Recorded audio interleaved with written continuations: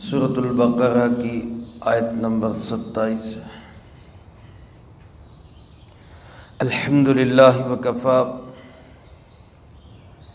وسلام علی عبادہ الذین اصطفی،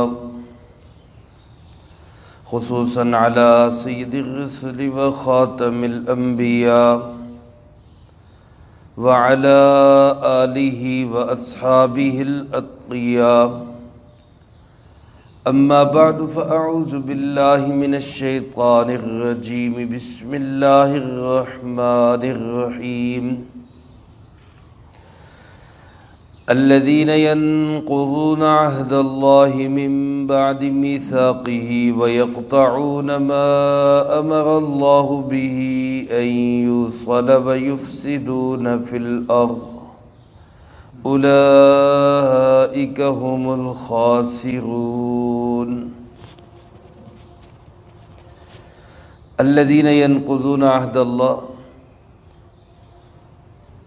وہ لوگ ہیں جو اللہ کے عہد کو توڑتے ہیں، من بعد میثاقہ، اس کے پختہ کرنے کے بعد، وَيَقْطَعُونَ مَا أَمَرَ اللَّهُ بِهِ أَن يُوصَلَ، اور توڑ دیتے ہیں اس چیز کو جس کو اللہ رب العالمین نے ملانے کا حکم دیا، وَيُفْسِدُونَ فِي الْأَرْضِ، اور زمین میں فساد مچاتے ہیں، اولئک هم الخاسرون، یہی لوگ ہیں نقصان اٹھانے والے۔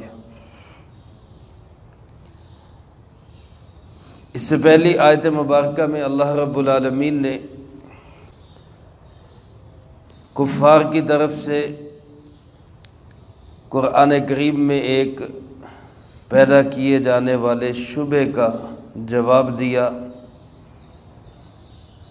کہ وہ لوگ یہ کہتے کہ یہ قرآن کریم اگر اللہ کا کلام ہے تو اس میں مکھی، مچھر، مکڑی ایسی چیزوں کا ذکر کیوں ہے؟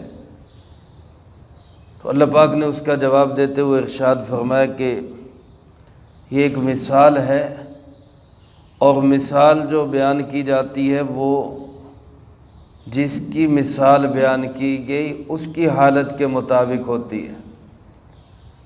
اگر تمہاری حالت ایسی ہے کہ تم مکڑی، مکھی اور مچھروں سے بھی زیادہ خسیس اور اللہ کے نافرمان ہو تو پھر تمہاری مثال کوئی سونے چاندی سے تو نہیں دی جائے گی، انہی چیزوں سے دی جائے گی۔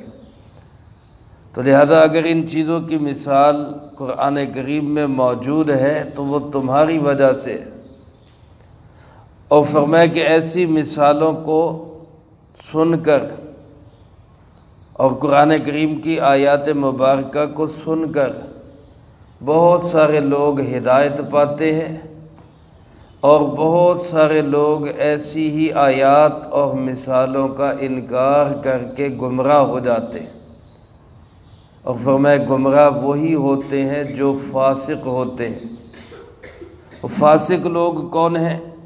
ان کی 3 علامات اس آیت مبارکہ میں اللہ پاک نے بیان فرمائی ہے۔ فاسق کون ہے؟ فاسقوں کی پہلی علامت یہ بیان کی گئی، الذین ینقضون عہد اللہ من بعد میثاقہ، جو اللہ سے کیے ہوئے معاہدوں کو میثاق اور پختہ کرنے کے بعد پھر توڑ دیتے، یہ فاسق ہیں۔ یہ ان کی پہلی علامت ہے، اللہ کے کیے ہوئے معاہدوں کو توڑ دینا۔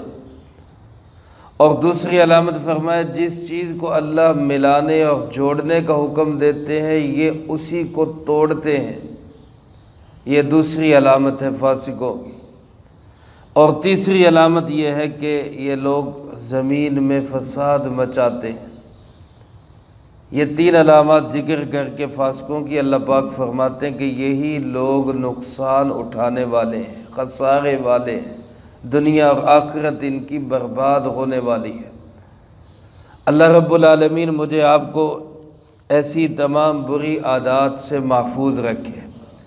اب ہم نے سننا یہ ہے کہ یہ 3 عادات کیسی ہیں، کیا ہے، ان کی حقیقت کیا ہے، اور اگر ہم میں یہ 3 عادات نہیں ہیں تو اللہ کا شکر ادا کریں۔ الحمدللہ ہم فاسقوں کی ان عادات سے بچے ہوئے، اور اگر ان میں سے کوئی ہے تو آج یہاں بیٹھے نیت کر کے جائیں کہ انشاءاللہ العزیز قرآن کریم کی تعلیمات کے مطابق میں اپنے آپ کو ان بری عادات سے محفوظ رکھوں گا انشاءاللہ۔ پہلی عادت فاسقوں کی اللہ پاک نے فرمایا وہ لوگ جو معاہدوں کو توڑتے ہیں۔ اس سے مراد عام وعدے جو انسان آپس میں ایک دوسرے سے کرتے ہیں وہ بھی مراد ہو سکتے ہیں، کیونکہ معاہدے کا توڑنا، وعدے کی خلاف ورزی کرنا، یہ شرعی بھی اور اخلاقاً بھی ایک بہت سخت جرم ہے۔ قرآن کریم میں دوسری جگہ اللہ رب العالمین نے فرمایا ان العہد کان مسئولا، معاہدوں کے متعلق قیامت کے دن پوچھا جائے گا کہ ہم معاہدوں پہ عمل درآمد کیا یا نہیں کیا۔ اور رسول اللہ صلی اللہ علیہ وسلم کی ایک حدیث مبارک میں جو قوم معاہدوں کو توڑتی ہے، وعدے پورے نہیں کرتی، فرمان مبارک کا مفہوم یوں ہے کہ اللہ رب العالمین ایسی قوم پر اس کے دشمنوں کو مسلط کر دیتے۔ آج اگر ہم جہاں اپنی بربادی کے دوسرے اسباب پہ غور کرتے ہیں تو اس پہ بھی غور کریں کہ کہیں ہم معاہدوں کی خلاف ورزی کے مرتکب تو نہیں ہو گئے۔ دوسرا علماء نے لکھا ہے کہ اس معاہدے سے مراد وہ معاہدہ بھی ہو سکتا ہے کہ جو اللہ رب العالمین نے عالم ارواح میں تمام انسانوں کی روحوں سے لیا، جس کا ذکر 9ویں پارے کے اندر ہے کہ اللہ پاک نے آدم علیہ السلام سے لے کر قیامت تک آنے والے آخری انسان کی سب کی روحوں کو ایک جگہ پہ جمع کیا اور سب سے پوچھا الست بربکم، کیا میں تمہارا رب نہیں ہوں؟ تو علماء نے لکھا ہے وہاں سب سے پہلے ہمارے پیارے آقا جناب محمد کریم صلی اللہ علیہ وسلم کی روح مبارک نے جواب دیا بلا، کیوں نہیں، آپ ہی ہمارے رب ہیں۔ آپ سے سن کر پھر سارے انبیاء علیہ السلام کی ارواح نے اور پھر تمام انسانوں نے، چاہے مسلمان تھے، اب مسلمان ہیں یا کافر ہیں یا کسی بھی طبقے سے تعلق رکھتے، اس وقت سب نے جواب دیا تھا کہ آپ ہی ہمارے رب ہیں۔ یہ بھی ایک معاہدہ ہوا تھا اللہ رب العالمین سے، اس کو عہد الست کہتے ہیں۔ وہاں گویا ہم یہ اللہ سے معاہدہ کر کے آئے ہیں کہ آپ کے سوا کسی کو رب نہیں مانیں گے۔ اب اگر دنیا میں آ کے کوئی انسان اللہ کے سوا کسی اور کو رب مانتا ہے، اپنا مشکل کشا، اپنی حاجات پوری کرنے والا مانتا ہے، تو گویا وہ اللہ سے کیے ہوئے اس معاہدے کی خلاف ورزی کرتا ہے۔ بہت سارے بے دین اور لبرل لوگ کہتے ہیں جی ہمیں تو یہ معاہدہ یاد ہی نہیں ہے، ہم بھی ایسے ہی ہیں، ہمیں بھی یاد نہیں ہے۔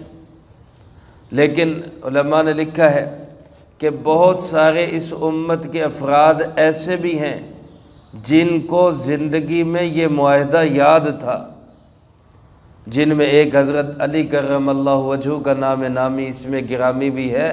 حضرت علی کرم اللہ وجہہ فرماتے مجھے یاد ہے رب نے جب یہ معاہدہ لیا تھا، مجھے اس کے الفاظ یاد ہیں۔ ایک اور بزرگ ہے سہیل ابن عبداللہ رحمہ اللہ، اولیاء اللہ میں سے ہے، یہ بھی فرماتے ہیں کہ مجھے یاد ہے اللہ نے یہ معاہدہ لیا تھا۔ تو اگر آج ہمیں یاد نہیں تو یہ ہماری کمزوری، ہمارے حافظوں کی کمزوری ہے، ہمارے ذہن اور دماغ کی کمزوری ہے، ورنہ جن کے حافظے محفوظ، جن کی صلاحیت اچھی، ان کو یہ معاہدہ یاد بھی ہے۔ ہمیں تو یہ بھی یاد نہیں ہے کہ ہمیں سب سے پہلے ابا کہنا کس نے سکھایا تھا۔ ہم نے شروع میں بچپن میں جب ہم نے بولنا شروع کیا، ابو کہا، امی کہا، روٹی کہا، کوئی اور لفظ ہم نے سیکھے، تو یہ لفظ ہمیں کس نے سکھائے؟ ہمیں یاد ہی نہیں، ہمیں ماں نے سکھائے، ہمارے باپ نے سکھائے، ہمارے بھائی نے سکھائے، بہن نے سکھائے، کس نے سکھائے؟ تو جب ہمیں اس دنیا کی اپنی بچپن کی بات یاد نہیں ہے تو وہ جو عالم ارواح میں معاہدہ لیا گیا تھا وہ ہمیں کہاں یاد ہوگا؟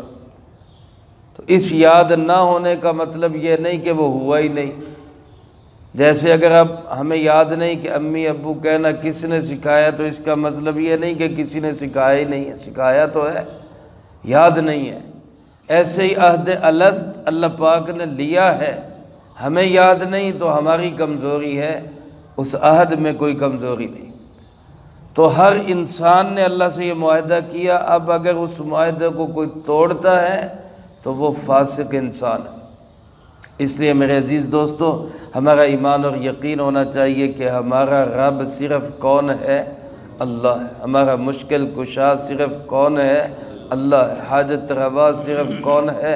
اللہ ہے۔ ہمارے تمام مسئلوں کو حل کرنے والا اللہ کے سوا ہمارا کوئی رب نہیں ہے۔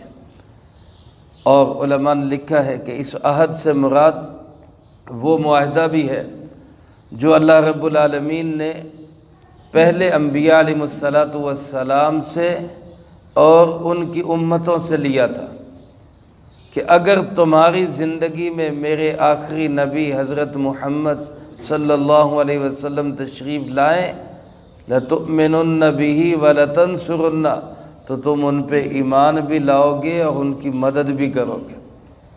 یہ سارے انبیاء علیہ السلام سے یہ معاہدہ لیا گیا تھا، اور یہ معاہدہ انبیاء علیہ السلام کے ذریعے ان کی قوموں سے بھی لیا گیا، ان کی امتوں سے بھی لیا گیا، اور بالخصوص یہودی جو جناب محمد کریم صلی اللہ علیہ وسلم کے زمانے میں تھے، ان سے بھی یہ معاہدہ لیا گیا، منافقوں سے یہ معاہدہ لیا گیا تھا۔ اب جب آپ ان کی زندگی میں آ گئے تو بجائے آپ کو ماننے کے، آپ کی مدد کرنے کے، آپ صلی اللہ علیہ وسلم کے حمایتی بننے کے، وہ لوگ آپ کا انکار کرنے لگے اور آپ کی مخالفت اور دشمنی کرنے لگے۔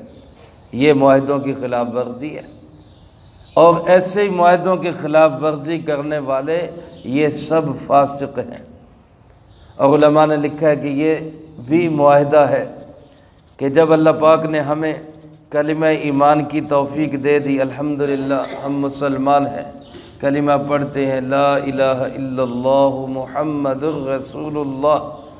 اب اس کلمے میں ہم اللہ پاک سے ایک معاہدہ کرتے ہیں کہ اللہ تیرے حکموں کے مطابق زندگی گزاریں گے، تیرے نبی کریم صلی اللہ علیہ وسلم کے طریقوں کے مطابق زندگی گزاریں گے۔